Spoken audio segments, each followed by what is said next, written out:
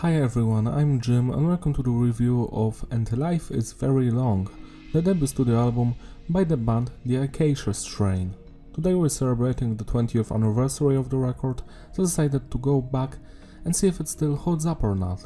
As you may know from my Death is the Only Mortal review I've done recently, I've been a massive fan of this band for over 10 years. My first memory is stumbling upon their studio updates from the Continent or Wormwood album. I remember that scene when Vincent, the band's vocalist, was eating chips and watching some drama on the TV, and later the guitarist Dio was just tracking his riffs, making those funny faces. And the producer Zeus was playing that character that's very unhappy that the band is here and he wants them to leave or some shit. It was so hilarious. I wonder if these videos are still on YouTube. As you can see here below, we have the lineup of this record. We have Vincent on the vocals, he's still the vocalist. We have Daniel Laskiewicz as the guitarist. He was the main force behind the band's music until the 2012 record Death is the Only Mortal. Then he left and currently he's the vocalist of Bad Wolves? Why, man? Why? Carrie is playing bass here, she left after this album. Chris is playing the rhythm guitar, so is Daniel Daponte, or however you pronounce it. What I know about this Daniel is the fact that he's a Christian and he left after The Dead Walk, the third studio album. And we also have Ben on the drums. He left after the second record. This lineup, minus Carrie, also wrote and recorded the next record. And the album was produced by our all-time favorite guitarist and drummer from Killswitch Engage, Adam Dudkiewicz. Before we start our deep dive into this album, I want to point out one thing. This album is like abandonware or some shit. The band doesn't care about it, they never play songs from it live, and you can download it from archive.org. This site is legit, so this is not piracy. It's like no one has rights to this shit, so if you want to get it for yourself, then you can legally do that. What's also fun is that we also have the 2002 demo that was written before the first album. I am also going to review it because why not? So the production is tight, I really enjoy it. It's clean but heavy at the same time. I love how the guitars sound here and the drums. Message is diverse. It's hard to figure out what these songs are actually about. They have a lot pop culture references and they're very philosophical. It's not like the next albums, which were more violent and about murders, shit like that. So I urge you to check these lyrics by yourself. Structure-wise, all songs on this record are technical. Music-wise, it's not that hard to play, but that weird structure can make it difficult for you. We have a lot of segments in every song. What I most enjoy about this record is that it's not actually deathcore, it's like technical metalcore, to be honest, with some mathcore and hardcore influences. We even have some melodic death metal riffs here and there. If I would put this on without telling you who it was, you would have never guessed that it was the Acacia Strain. For starters, there are breakdowns in these songs, but they are not the main thing about the song, and Vincent is using different vocal techniques here. He's mostly screaming a lot, so it's even hard to recognize him, because on the next record he just sounds completely different. The first track, Cable Ready Techno Slut, is a journey. It has so many interesting riffs and drum patterns. I love the vocals. I love that Star Wars sample in the middle. I love that some of the riffs have that southern vibe to it, but not so much to annoy me. This is a perfect song. It sounds one of a kind. Lots of dissonant riffs here and there, and the breakdowns are great. 10 out of 10. And Life is Very Long is just a sample from the movie Leon, the Professional. I don't know why this is here. We already had one song and now we have an intro, a 1-minute intro From a movie? Why? Why is it here? 0 out of 10. Roadhead Road is another cool song. It's more dissonant and chaotic than the Cable Ready one. It has that mathcore influence, to be honest. It's very weird to listen to, but I enjoy those melodic moments it has. 9 out of 10. The Widowmaker is the highlight of this record and it's my favorite song from these guys. The first 3 minutes, the song is just instrumental, later the vocals kick in, but before the vocals happen, there's so much stuff going on. Every segment is just perfect. The drum work, the bass work, the guitars, I enjoy every second of this song. It's even hard to choose my favorite breakdown or dissonant part, because there's so much great stuff in this song. This is above legendary track for me.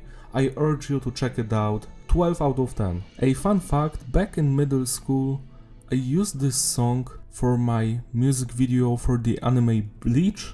You know, those anime music videos were very popular back then. Sadly, I think it was removed because, as you know, when YouTube was acquired by Google, they just erased lots of videos. I remember I had my favorite anime music video. It was Disturbed Hell song, and the anime was Full Metal Alchemist Brotherhood.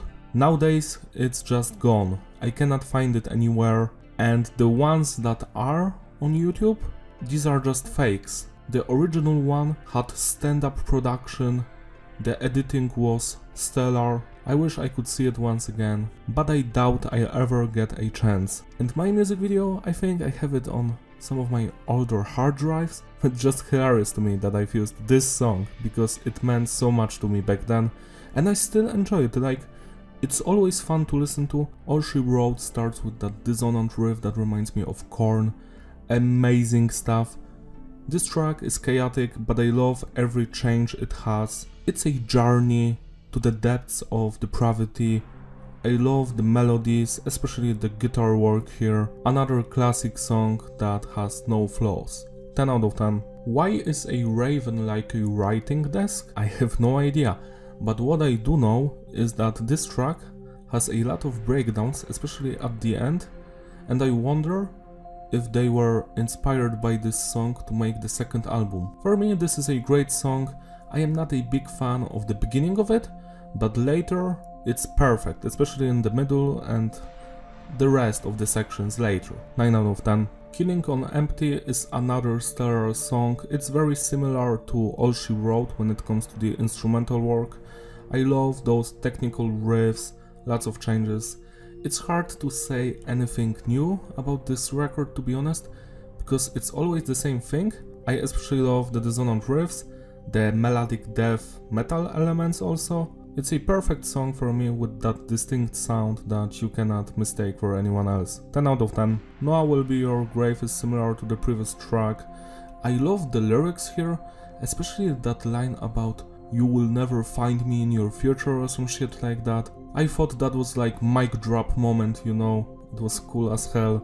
Anyways, the most important thing here is the instrumental work, and they of course deliver amazing performance through and through. Every section is interesting and I love it. 10 out of 10. Doppelganger. Again, very similar to the previous tracks. Some acoustic passages here. I love the vocals, and some segment in the middle wasn't that great, but besides that, it was all perfect. 9 out of 10. Slut Loves Chunk is of the same quality as the previous song. Very heavy. It's not as atmospheric as the Widowmaker or All She Wrote, but I do enjoy the breakdowns here and the guitar riffs. In the middle of this song, a woman is reading a letter that contains the title of the album, and that was the only part that I did not enjoy. 9 out of 10. Now let's review the 2002 demo. The first song is just another version of All She Wrote. This one has better vocals, but the instrumental work leaves a lot to be desired. Some of the riffs in the middle are different. I guess this song was still unfinished, so they just added some average riffs in the middle. 9 out of 10. The following song sounds really weird because it's like a mix of post-hardcore and pop-punk music. It's still a nice song, but it's not perfect. Some of the singing is 7 out of 10. Comatose on the other hand is the highlight from the demo. I wish it could have been on the album instead of that dreadful sampled second song. This has that style of the album. It has dissonant riffs, those hardcore angry vocals, a structure that is almost technical but not quite ready for it. A great song, 9 out of 10. For the others it's a weird song because it starts very mellow and calm, later we get some screaming, so dissonant riffs. The song is just a mess. It could have been great, but it's not, it's just decent, so 6 out of 10. And the final song, Strangled on Time, it's mostly post-hardcore and some of the segments just do not work here. Overall, it's better than average, but I wouldn't listen to it every day. 6 out of 10. To sum it all up, the consistency is stable and the flow is fitting. Replayability, hell yeah, this is a masterpiece. I wish one of the songs was removed, the second one, because it's just an intro. I can always skip it, but you know, it's always there. Everything else on this album is just memorable, interesting and one of a kind. I haven't heard that many records that sound this way. I think this album was ahead of its time. I don't know why the vocalist hates this album and it was discarded like an abandonware, but you should check it out. Maybe you will enjoy some songs. For me, every song here was a banger, and when it comes to the 2002 demo, I think it was just decent, nothing special. I'm happy that they've re-recorded All She Wrote for the album, because it's a great song. So celebrate the anniversary by spinning this record today with me. It deserves some attention because it's very underrated and no one is talking about it. Check it out, you won't be disappointed. That's all from me, thank you for watching. Don't forget to like and subscribe, and I will see you in my other reviews. Bye!